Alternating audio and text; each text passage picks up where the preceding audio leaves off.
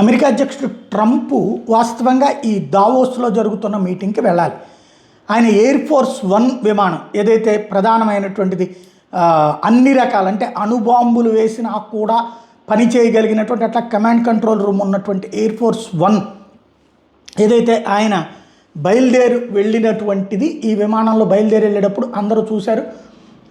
Track కూడా అయింది. తీరా చూస్తే ఆ తర్వాత ట్రంప్ వాస్తవంగా దావోస్కి బయలుదేరి వెళ్లాల్సినటువంటి సందర్భంలో ఏం జరిగిందో ఎవరికి అర్థం కావట్లేదు. కానీ తాజాగా జరిగినటువంటి పరిణామాలు అయితే తను స్విట్జర్లాండ్ ఏది వరల్డ్ ఎకనామిక్ ఫోరంకి దావోస్కి స్విట్జర్లాండ్కి వెళ్లాల్సినోడు అకస్మాత్తుగా రిటర్న్ అయ్యి డీసీకి వచ్చేసాడు. ఇది సంచలనం సృష్టిస్తున్నటువంటి అంశం.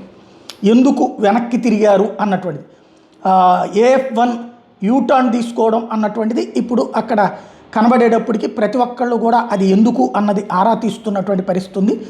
దానికి తోడుగా మరొక కీలకమైనటువంటి అంశం ఏంటంటే ట్రంప్కి సంబంధించినంత వరకు ఆయనతో వెళ్ళేటటువంటి విమానం అంటే ఆయనకి ఇప్పుడు అదనంగా ట్రంప్కి సంబంధించినటువంటి కొత్త ప్లేన్ లగేజీ శాండ్విచెస్తో సహా ఉండేటటువంటి ప్లేన్ ఒకటి అన్నది తోడు రావటం అన్నటువంటిది మరొక సంచలనం సృష్టించింది. సంథింగ్ ఏదో జరుగుతుంది అన్నటువంటి చర్చ అయితే నడుస్తోంది.